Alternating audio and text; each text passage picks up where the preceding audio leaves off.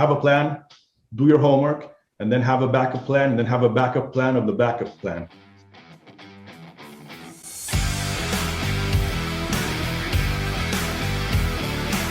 Welcome to the Circuit Magazine, the #1 source of information on protection matters, the industry-leading magazine for all security professionals who want to stay ahead of the game.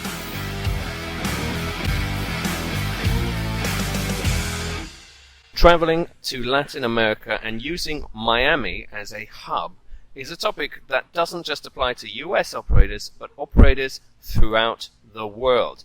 I'm here with Sean West live at the International Security Expo, and we're going to look at this topic a little bit later with Joe Gehr, CEO of Technon LLC. Great friend of the industry, and this topic really transcends geographies to a more precise instruction on how to operate in Miami, how to look for work, and why maybe in this current climate that's a good thing. Sean, what do you think we can learn today from this topic? I'm looking forward to hearing from Joe. It's always good to hear from subject matter experts in different locales. I don't have a great experience of working in Latin America, so it'd be good to learn from someone such as Joe, who has a lot of experience in operating out there, with all the pitfalls and what you can expect. So yeah, it'd be good. I'm looking forward to it. Absolutely, because I mean, it is good when we bring on a guest and we say, here's an expose on this geography. Like we did with Hilda looking at West Africa. But I think this has something that connects the dots. The Miami-LatAm corridor, very important string to the protector's bow, not just in the United States, but around the world. Today, we're very honored to be meeting with Joe Gehr, CEO of Technon, and together, John Moss and myself, we're going to explore this corridor, what it means, and some tips and tricks, especially when operating in the LatAm region. Joe, it's a pleasure to have you on. How are you doing?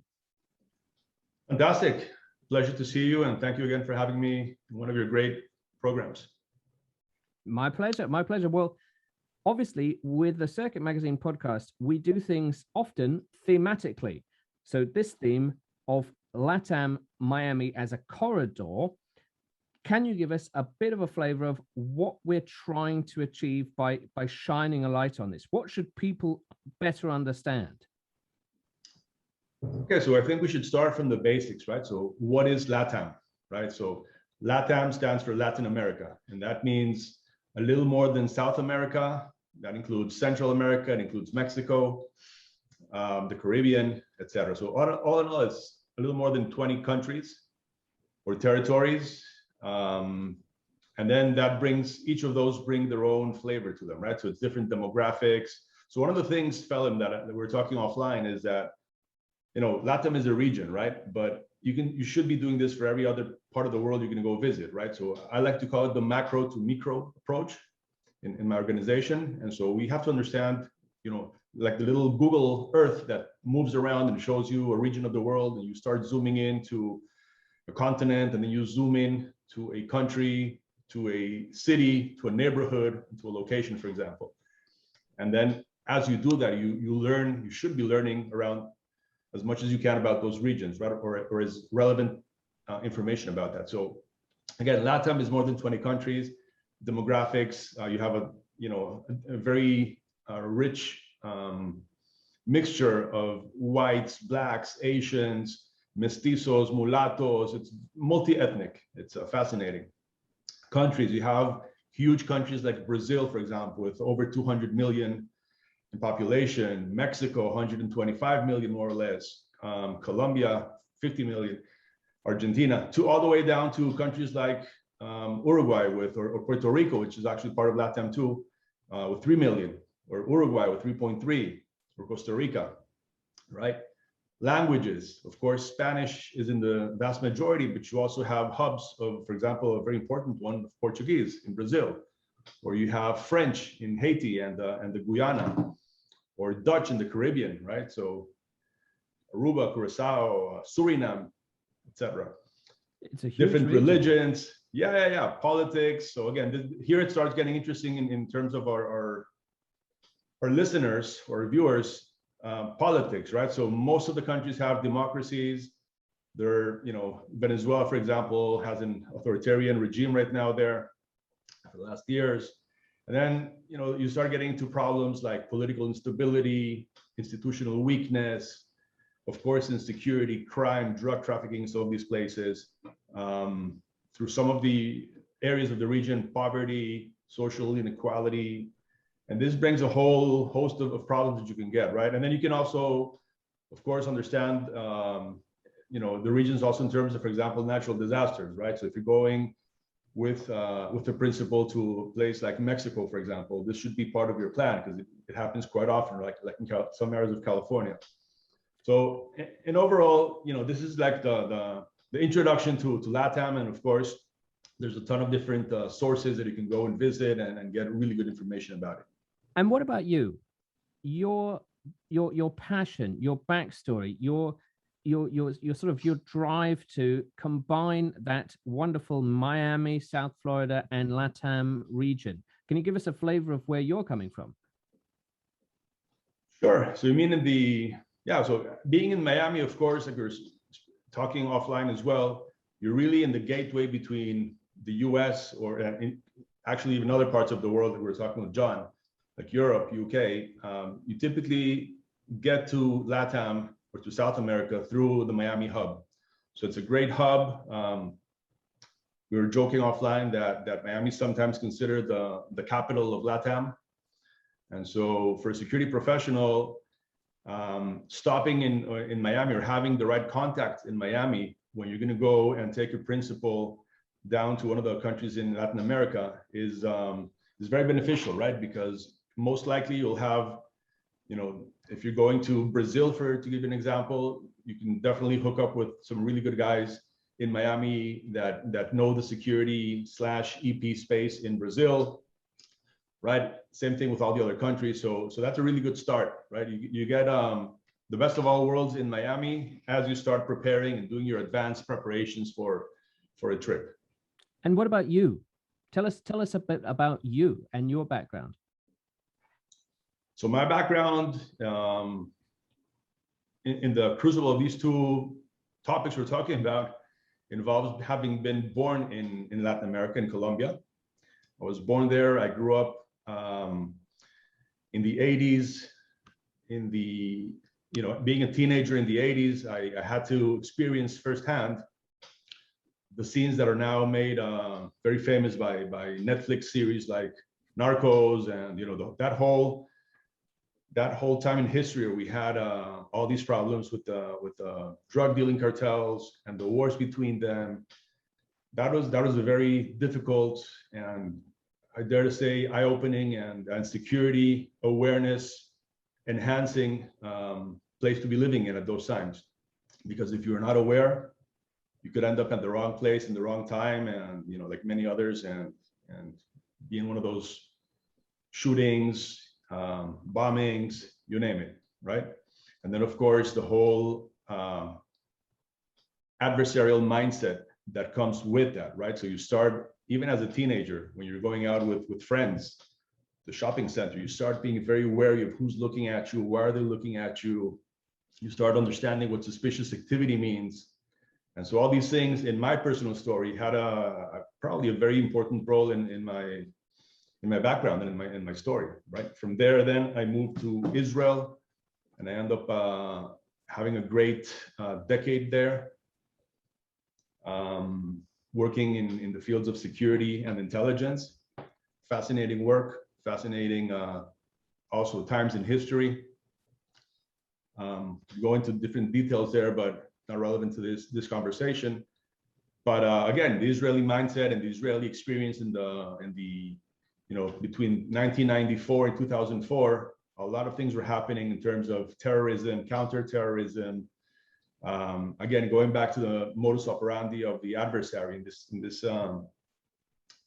this case, jihadi terrorists like the ones we know and were made famous later by Al-Qaeda, etc. Right? So you have in the menu of possible attacks, you have things like suicide bombings, active shooter, vehicle ramming attacks, you name it. It was really one of the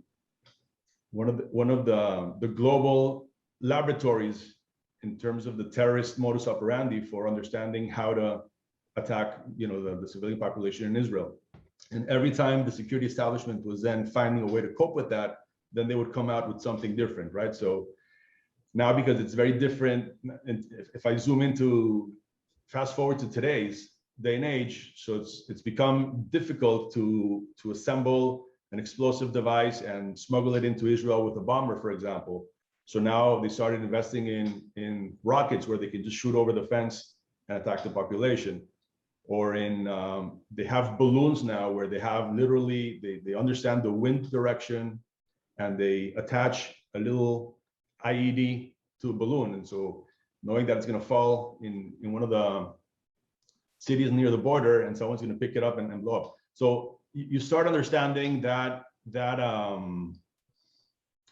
whole sequence of how to, adversary planning for an attack, how then the government tries to foil it, prevent it, and that's a never-ending story. So that was very formative.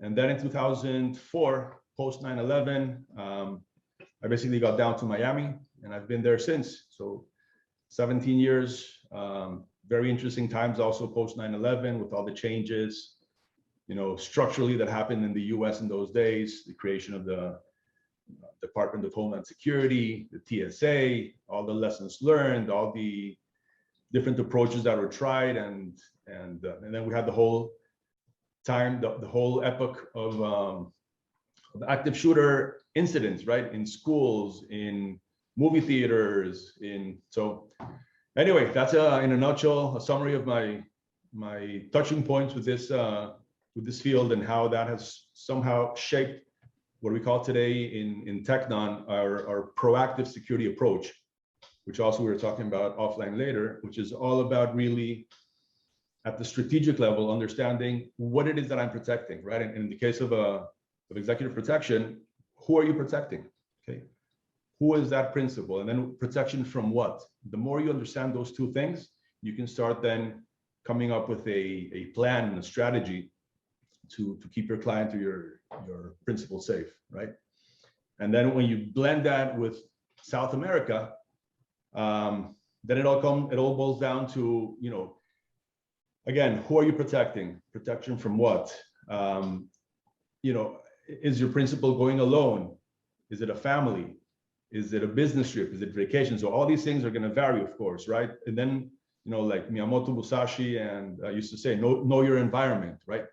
Where are you going? And again, remember that macro to micro approach. If it's a specific country, you should know as much as you can about that in your advanced work, in your preparation for that, right? What type of a regime is there? How do you call for help? Where are you going to be staying? Do you have the ability, or you solo practitioner, or do you have a team? Do you have the luxury and amazing capability of going and doing an advanced trip, right? Which is crucial for some of these places, right? Because there you can understand where it is that your principal is going to be staying, where is he going to be having meetings, how is he going to be moving from point A to point B. And then you'll be able to understand at a much more granular and needed, you can even call it a tactical level, what the vulnerabilities are in each of these points, right? And then once you have that picture, then you can start understanding what type of a team do I need to keep this principal safe in this specific place, right? So Joe, yeah. Sorry, just that was a little too long. Great. This is a great place to jump in, actually. So, first of all, great introduction, and I can definitely see from the background why you moved into security and protective services. There's absolutely no question that this was a really good field for you. But I just wanted to jump in at this point because it's really interesting. Whenever we travel to a different zone, different areas, something we're not familiar with, there's a lot of procedures. And this is kind of the process that you're talking about now in going from this bigger picture and getting more zoomed in. And there's a lot of things, obviously, that we can overlay in terms of procedures, routines, techniques, and so on, that will, fit into any of those different situations and scenarios. But what I'd really like to get from you at this point is anything specific to LatAm. And I know, like you said, made us very aware that's comprising 20 countries, and it's quite diverse, it's quite rich.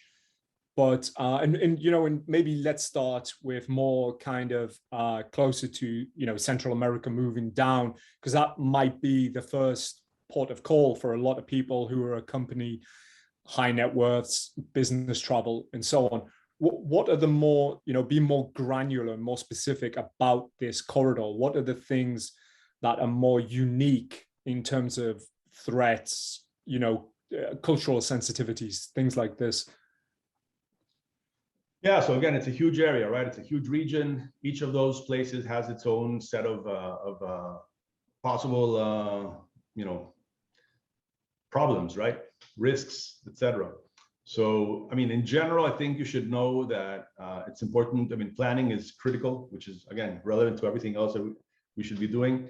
But in LatAm specifically, because of the overall environment and the culture as well, again, in some of these countries, we talk about a high degree of corruption, for example, right? So that can manifest in a ton of different problematic ways for someone trying to protect the principal there, right? From the guy in the hotel passing out information about who's staying there and about where, when, information that is critical, right, and sensitive to anyway. So to think. So I think my golden regional tip would be pretty much have a plan, do your homework, and then have a backup plan, and then have a backup plan of the backup plan.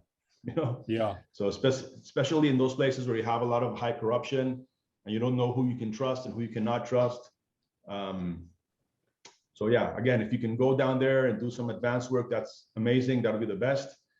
Hire have a combination of your regular team with local parties, vetted partners that you can work with over there that know the region, know the problems, know the ways around them, know the language, know the culture, right?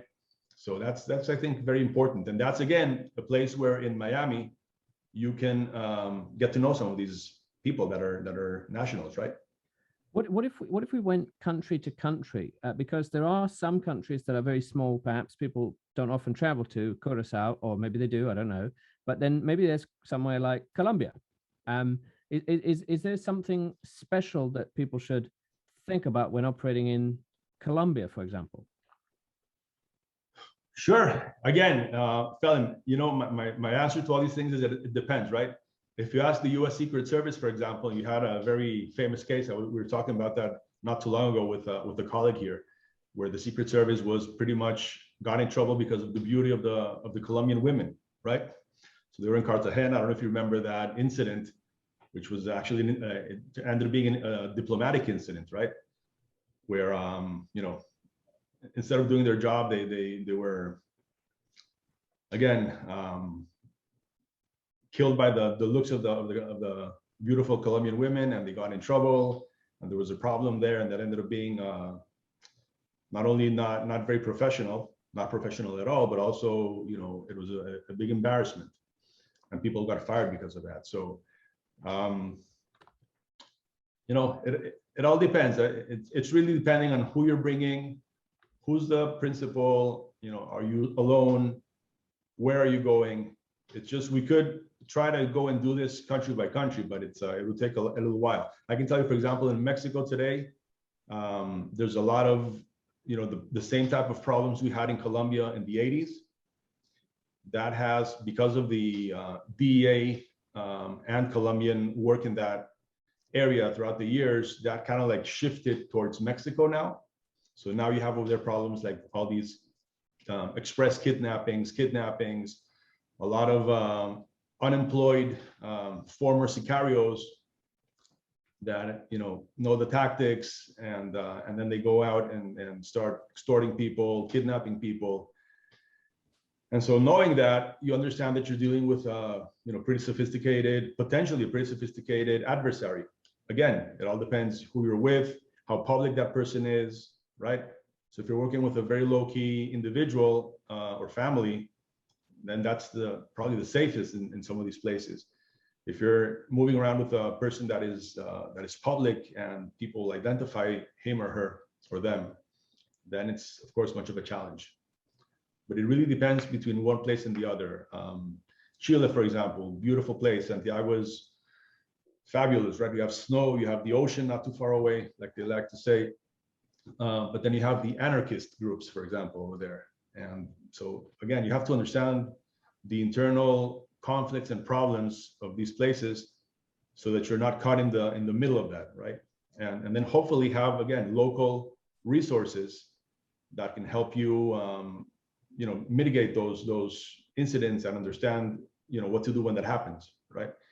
One of those local resources, for example, for people flying in from the US, a lot of times I've found it very useful to talk to the US Embassy CSOs, right? The chief security officers. They can give you a short briefing. You can do that over the phone. You can do that in person if you go there and you create that relationship.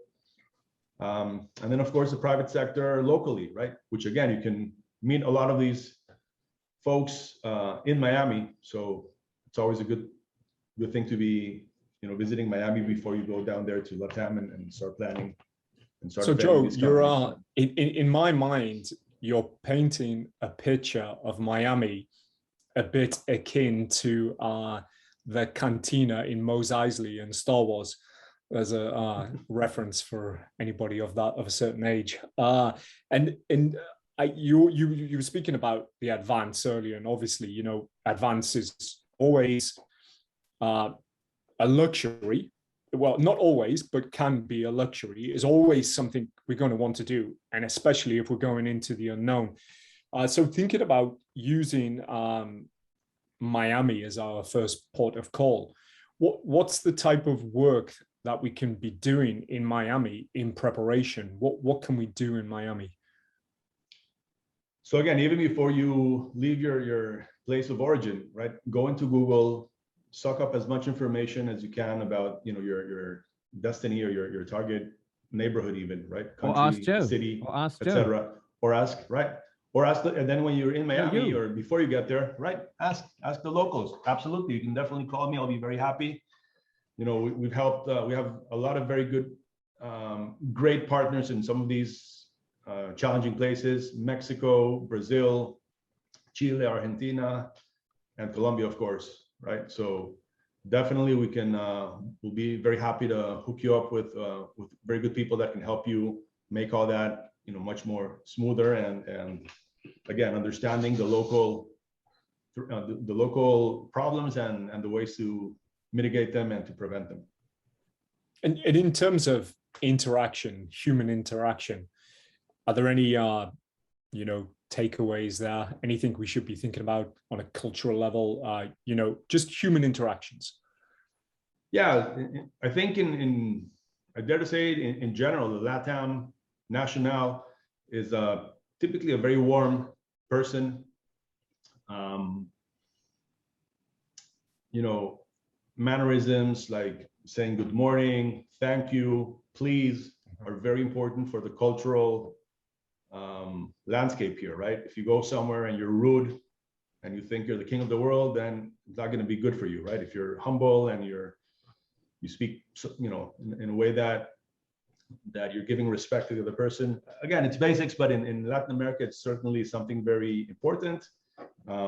People love, from my experience, people love foreigners.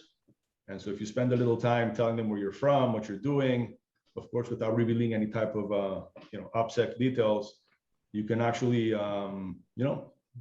maybe start getting friendly with a few people, maybe even recruiting them as what we call, some other time we can talk about that. We talk about force multipliers all the time, right? And so the guy in the hotel, the guy in the restaurant, the guy in the airport, right? That you get to know because you're going there maybe several times, or even that first time, right? If you're super nice and, they can actually help you a lot, right? You can sit down with them tell them in general, what you're concerned about. And again, they're local. Remember that in security, we always talk about knowing what is normal, right? So as a foreigner coming into a place, if you didn't have the luxury, like you're saying, of going there, a few days before that, or even more, you really don't know what is normal. And so if you don't know what the normal is, you're not going to be able to understand the irregularities that easily, right? But the locals will. And so spending some time with the locals is, in my opinion, always very interesting. First of all, genuinely, right? You learn about the place like that. And then, those same locals can help you understand your potential vulnerabilities better, and may even give you a lending hand when something happens, right? Yeah, and as native English speakers, often we're not very good on the language front. How would we get on in Latin America working without knowing much of the language? That's a great point. So typically, if you're working in EPA and you're going with the principal, you're typically staying in one of the international known and good hotels, right? And then for sure you're going to have the concierge, you're going to have the front desk personnel well versed in English. So definitely, again, go talk to them, find someone that you can have those conversations with, so you understand your environment better. And then if you're going to be moving around, of course, but again, this is all basics, right? So who are you going to be? Remember, the movement from point A to point B is always critical in these type of security operations, right? So hopefully you have a trusted and vetted driver, right, with experience that knows the language that you can communicate with. And again, a lot of these companies that are local, that have been doing this type of work for foreign nationals, have all these types of drivers, that are security drivers and have great English, etc. And then I would also, like we said, have a backup to the backup, right? So listen, the basics, right? How do I say, whatever top 10 phrases you want to know how to say, right? Where's the nearest hospital? But again, you should know where the nearest hospital is anyway, right? But yeah, so have your address, have something where you can. I remember one time in China, I was moving around in a taxi. Good luck with that, right? So, here's a little business card that you got from the, someone who spoke English in the hotel, and that's how you move around. And if you lose that, you're toast, right? How are you gonna get back to your coordinates? So yeah, think of all those things, and always have, in advance the potential problems you may have, and have a plan for those problems, including, of course, language. Also, for these places, it's really important and there's a ton of companies that can help you with that, from very expensive to very inexpensive. Try to get local real-time information of what's happening in your neighborhood, in your city, right? Because it's not very unlikely that you may have, for example, this week in Colombia, we had a few, there's some issue with some of the bus companies, and they just randomly started blocking roads, right? So if you're going from point A to point B and you only know this route, but again, your local vetted security driver should already know that. But these are things that you should be thinking about as well, because these things happen in Latin America. And in the UK as well. If you've been in the UK for the last couple of weeks, you've probably had quite a lot of preparation with blockades and exactly running out of commodities and so on. Joe, yeah, so know your routes, yeah, go ahead, Phil. No, I thought of a useful thing for our listeners. So our listeners, let's say they're a solo practitioner, right? We have listeners, they're not solo practitioners, but let's say you were. Is there like a club in Miami they should absolutely go to? Like here, there are some communities, some associations, and they go there and they're waiting for work, they're networking. I like the Mos Eisley example, as John explained. Are there lots of US operators just milling around a particular part of Miami waiting for the call? Who has the visa for X country, or who has the language skills? Or is it very much like a transitory point and no one is milling around waiting for work? Yeah, no. So first of all, you do have, several events happening not only in Miami but in Florida in general. You have a pretty important conference right now going on as we speak. GSX, right? No, but I mean Orlando. like a club, like someone's looking for work. Are they hanging around like living in by the beach, or are they living by the airport? Or is no one actually living in Miami No, from an people unoperated perspective? obviously people live in Miami. You have very, very nice and very good companies there that operate internationally. I'm not going to start naming them because it's not going to be fair with the ones that I don't name, but you have, and we both know some folks that are very well known and they're very professional, and you start by Googling who's there in the space and making those phone calls, and they'll be happy to help. So Joe, what are the biggest threats that we should be looking out for if we're operating? I know there's again, it's kind of generic and it's kind of a bit general, but for our listeners, I would say to be very generalistic. Again, I don't like being general, but one theme that you have to be very careful with in Latin America is corruption, right? And that means, again, that some bad guy can go in and pay a few dollars to someone for information about you and your principal. They can, all sorts of things, right? They can create a lot of trouble with that because of the ability of bribing and giving a few dollars here and there. In some places, you can even bribe the police, and they can have the police giving you a hard time as a distraction to give you an idea, right? So I think corruption is something to keep in mind. It has a flip side as well, and I'm not, encouraging anyone to do anything that is illegal. But in some of these places, you better have your ID and your driver's license, and you better have a few, dollar bills or 20s or 50s that you can, if needed, hand around to someone to let you go and not create a whole scene and yeah, well, this is what comes time, into right? the plan B and plan C, right? Correct. Exactly. Yeah. Other than that, just, understand also in most of these countries, remember, there's poverty in a lot of these countries. So really, really important to understand where it is that you are moving, because you can't say, if you take Colombia, for example, or if you take Brazil or Mexico, right? You can't say the whole country is very unsafe. That's just not, it's not going to give you anything. Understand in the city that you're moving, what neighborhoods are red zones, don't even get near there. What neighborhoods are okay, and understand what type of, again, what's the modus operandi, what's happening there.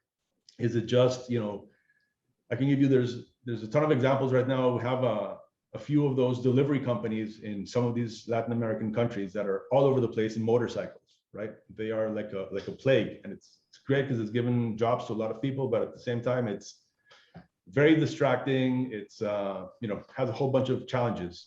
So now it's not that uncommon to see people getting near to your vehicle in a motorcycle.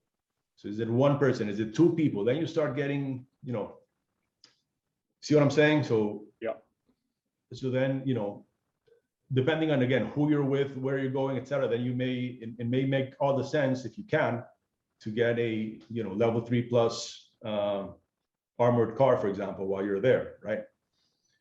But again, you can just, what is the scenario?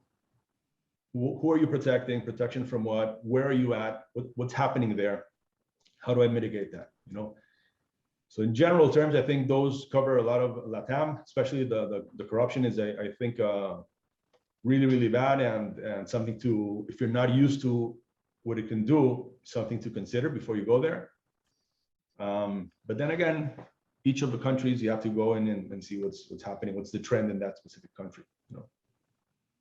So what about you, Joe? Obviously, you've been there for quite a long time. What is it that you enjoy most about this operating environment? What keeps you there? What keeps me in LatAm or in security? Oh yeah, in the region, operating in this region in particular. So again, I mean, obviously you've built a wealth of knowledge, and that's not something you just want to trade in. But I get the sense that there's, there's more passion there than just that. Yeah, well, again, I'm Colombian originally, right? So I really like the Latin American culture, the colors, the food, right? The music. It's a really nice place to be in, and so it's very nice for me to come and work here a lot.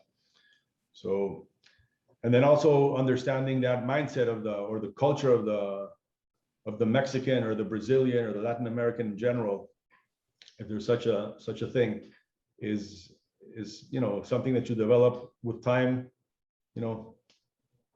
Like if you like wines and you can tell one wine from the other, and same thing with people in a certain way, right after you hit a certain age. And so I enjoy the Latin Americans a lot. Actually enjoy people a lot. So I'm one of those guys who can gladly stay for 5 hours in an airport having a coffee and just watching people, right? Well, maybe not 5 hours, but maybe 40 minutes, right? People are interesting, and again, once you start understanding each of those geographies, what happens there, you start seeing the pros and the cons of each of these places, and at the same time you also get a little sense of where you live. For example, for those living in the US, how lucky we are to live in the US with certain things, and how many luxuries we have and how many things we have that are not needed at all. It gives you a lot of food for thought. So it's always enriching and always interesting. But I guess you could also say that about travel to Europe or to Asia or to any other region for that sake, right? I just like travel, and I like meeting different people, and so when you blend that with the passion for security and for keeping people safe, it's been a good mix for me so far, fortunately. Perfect. Well, Joe, this is a fantastic tour de force. Obviously, LatAm as a region, it's enormous. Does it actually exist, or is it even scratching the surface? I don't know, but it's whetted my appetite, and I hope our listeners to consider working or at least visiting. And that Miami LatAm corridor, it is a curious one. I want to explore it more, but I feel I've got to do it on the ground, perhaps at the Fontaine Bleu Hotel or something like that. But it's a pleasure having you. Now you're talking. Yeah. Joe, thanks ever so much for coming on. This is intriguing, and I feel it's going to leave everyone wanting more. From John and myself, thank you very much for being on the Circuit Magazine podcast. Thank you, guys. A pleasure, and hope to see you soon in Miami or in LatAm. Thanks, Joe.